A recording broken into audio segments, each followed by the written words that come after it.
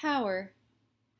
Just like in AP Physics 1, power is defined as change in energy over time. Since the unit of energy is the joule, and the unit of time is the second, the unit of power is joules per second.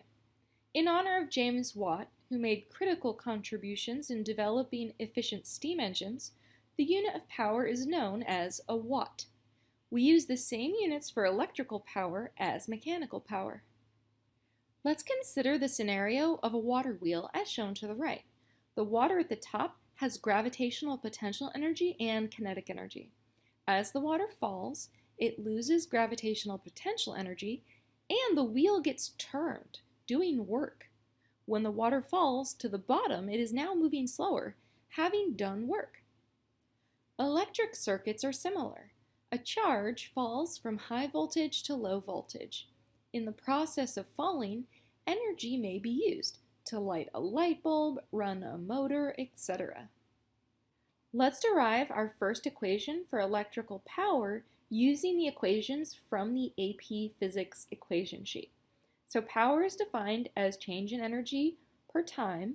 We also know that change in energy is due to work, so therefore we can plug that work in there. So now we have power equals work over time.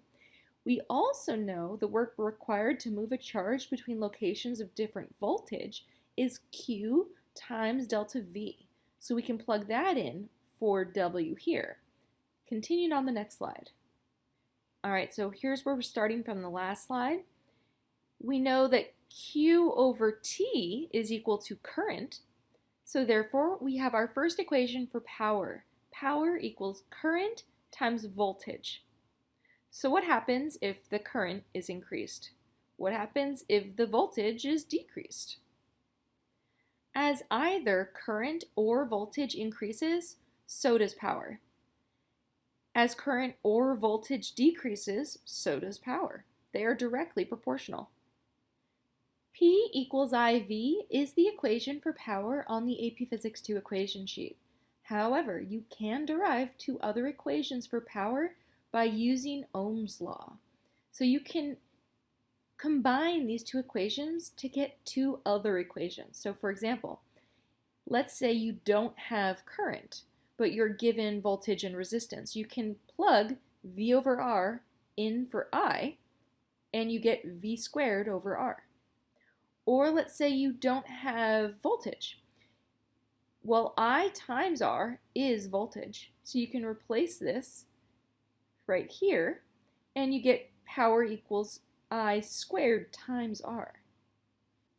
This version of the equation works well for circuits with parallel resistors, since they have the same voltage drops.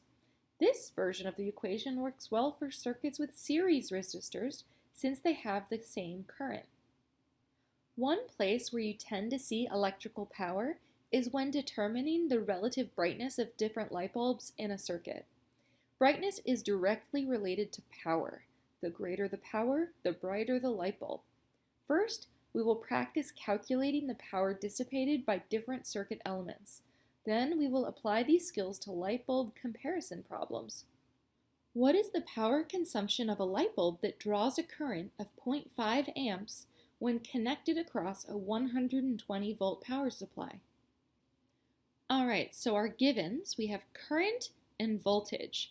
So we're going to use this power formula, which is the one on the AP equation sheet, plug in our numbers, and we get 60 watts.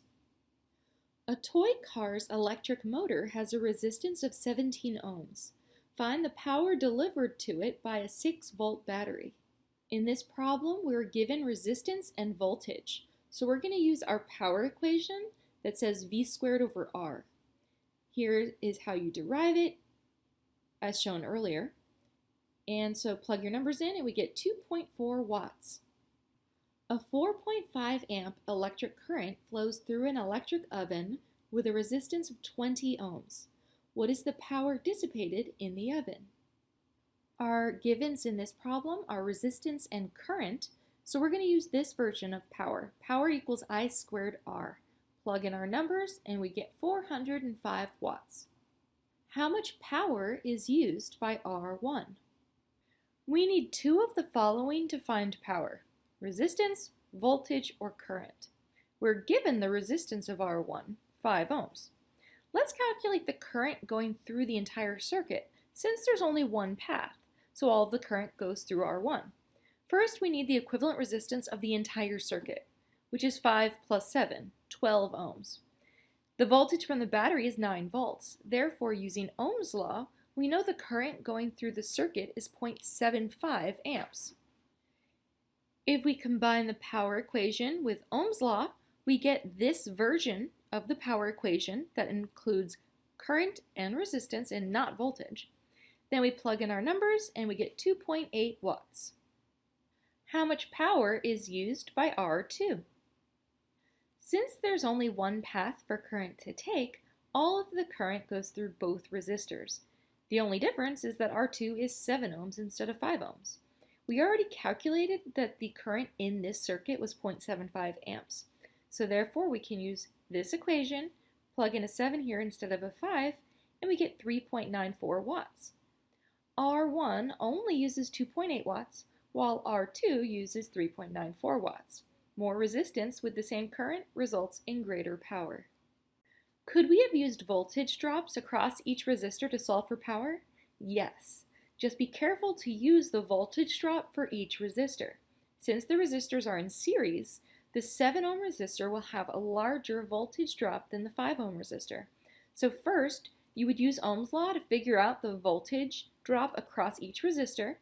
Then, plug those values into the main power equation, I times delta V, and you would get the same answers. How much power is supplied by the battery? Use the power equation and plug in values for the entire circuit. So the voltage from the battery is 9 volts. The current in the circuit is 0.75 amps, which we previously calculated, and you can see that's 6.75 watts. Another way to solve would be to add up the power used by each resistor, and that's also going to end up with the same power provided by the battery. What is the power used by R1? Since these resistors are in parallel, they have equal voltage drops.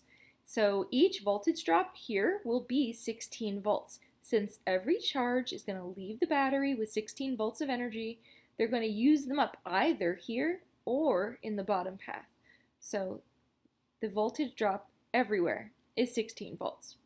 If we combine the power equation with Ohm's law, we can get this version of the power equation, V squared over R. Finally, we're just going to plug in our values for R1. 12 ohms of resistance, 16 volts of voltage difference squared. So plug that in, you get 21.33 watts. Rank the 3 identical light bulbs from dimmest to brightest. To compare their brightness, we need to compare their power usage. The top branch and the bottom branch have equal voltage since they're in parallel. However, the bottom branch splits that voltage equally between bulbs B and C, since they're identical light bulbs with identical resistance. Since the top branch has half the resistance of the bottom branch, it will have double the current. Light bulb A gets twice the current of either bulb B or C. Light bulb A also gets the entire voltage of the battery, where B and C each get half. Therefore, B and C will have equal brightness, but they'll both be dimmer than light bulb A. Here's a PhET simulation of the circuit to show light bulb brightness. You can see that this light bulb A on top is brighter than these bulbs.